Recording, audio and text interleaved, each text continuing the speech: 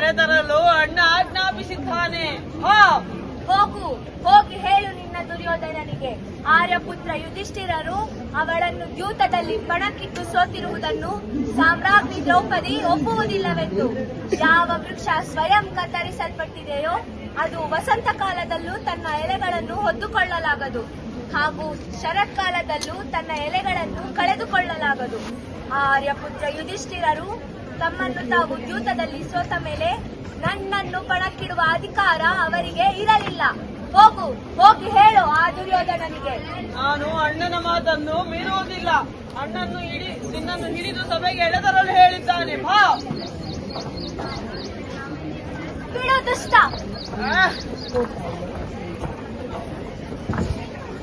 ಈಗ ರಾಜಸಭೆಯ ದೃಶ್ಯ.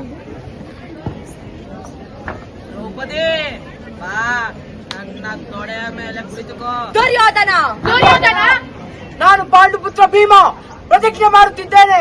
ನಿನಗೆ ಎಂತಹ ಸಾವು ನೀಡುತ್ತೇನೆ ಎಂದರೆ ಇಡೀ ಭೂಮಿಯೇ ಕೇಳಿ ನಡುಗಬೇಕು. ನೀನೇ ನಿನ್ನ ತೊಡೆಗಳನ್ನು ಮುರಿದು ನಿನ್ನ ಪ್ರಾಣ ತೆಗೆಯುವೆ. ದುರ್ಯೋಧನ, ಇದೇ ನನ್ನ ಪ್ರತಿಜ್ಞೆ, ಇದೇ ನನ್ನ ಪ್ರತಿಜ್ಞೆ, ಇದೇ ನನ್ನ ಪ್ರತಿಜ್ಞೆ.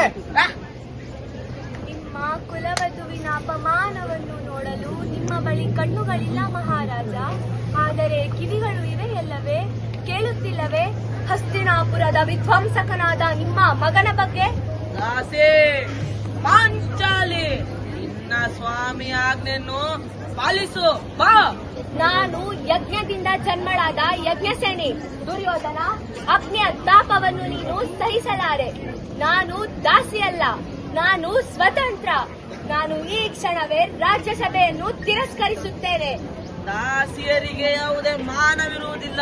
ಈ ದಾಸಿ ನಿಮ್ಮನ್ನು ಮತ್ತು ಈ ಸಭೆಯನ್ನು ತಿರಸ್ಕರಿಸಿ ಹೋಗುವುದಕ್ಕೆ ದಂಡನೆ ನೀಡುವ ಅಧಿಕಾರವಿದೆ ಅಲ್ಲವೇ ಮಹಾರಾಜ? ಇವಳ ಅಹಂಕಾರ ಮತ್ತು ಮಾನವನ್ನು ಕಿತ್ತುಕೊಳ್ಳಿ.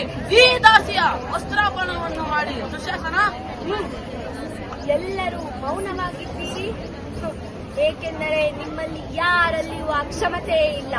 ಎಲ್ಲರೂ ನಿಮ್ಮ ನಿಮ್ಮ ಧರ್ಮಗಳಿಗೆ ಬಂದಿಯಾಗಿದ್ದೀರಿ. ಅದು ಯಾವ ಧರ್ಮ? ನಿಮ್ಮ ಶಕ್ತಿಗಳನ್ನು ನಿರ್ಬಲರನ್ನಾಗಿಸುತ್ತಿದೆ. ನನಗೆ ಇಂತಹ ಧರ್ಮದ ಮೇಲೆ ನನ್ನ ಮಾನ ಉಳಿಸಿಕೊಳ್ಳುವ ಯಾವ ಆಶಯವೂ ಇಲ್ಲ. ನಾನು ಯಾರನ್ನು ದೊಡ್ಡವರೆಂದು ಭಾವಿಸಿದೆನೋ ಅವರು ನನ್ನನ್ನು ರಕ್ಷಣೆ ಮಾಡಲಾಗಲಿಲ್ಲ. ಯಾರನ್ನು ಪತಿಯೆಂದು ಸ್ವೀಕರಿಸಿದೆನೋ ಅವರು ನನ್ನನ್ನು ರಕ್ಷಣೆ ಮಾಡಲಾಗಲಿಲ್ಲ. ಈಗ ಅವರೇ ನನ್ನನ್ನು ರಕ್ಷಿಸಬೇಕು. ಎಲ್ಲರಿಗಿಂತ ದೊಡ್ಡವರು, ಇಡೀ ಜಗತ್ತೇ ಅವರ ದಾಸರು. ಮುನ್ನಡೆ ದುಶ್ಯಾಸನ. ಇವತ್ತು ಪರೀಕ್ಷೆ ನಿನ್ನ ಬಾಹುಬಲದಲ್ಲ, ನನ್ನ ನಂಬಿಕೆಯ ಮೇಲೆ. ಹಾಗೂ ನನಗೆ ವಿಶ್ವಾಸವಿದೆ, ಈ ಸಭೆಯಲ್ಲಿ ಕುಳಿತಿರುವವರೆಲ್ಲರೂ ನಗ್ನರಾಗಲಿ. ಹಾಗೂ ಈ ದ್ರೌಪದಿಯ ರಕ್ಷಣೆ ಮಾಡಲು ಸ್ವಯಂ ನೀವು ಬರುವಿರಿ. ಶ್ರೀಕೃಷ್ಣ.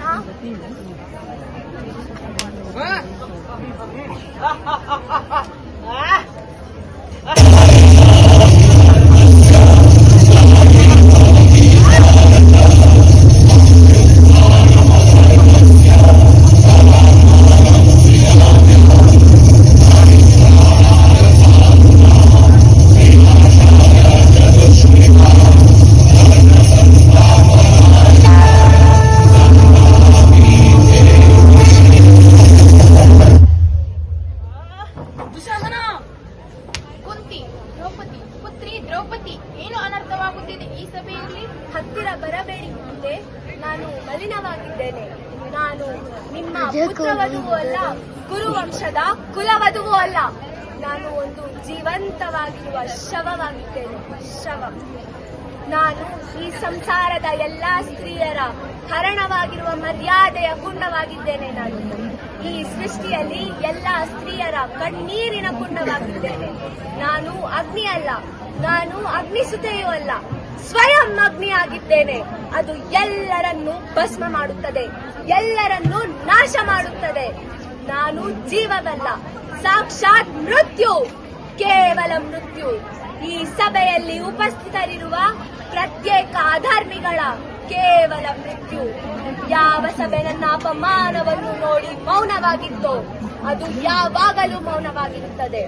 ಹಾಗೂ ನನ್ನಿಂದ ಹರಣವಾಗಿರುವ ಈ ವಸ್ತ್ರ ಈ ಸಭೆಯಲ್ಲಿ ಕುಳಿತಿರುವವರೆಲ್ಲರ ಶವವಸ್ತ್ರವಾಗುತ್ತದೆ.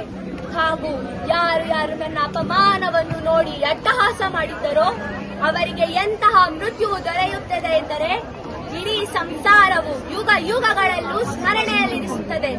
ನಾನು ಯಜ್ಞಸೇನಿ ಶಾಪ ನೀಡುತ್ತೇನೆ.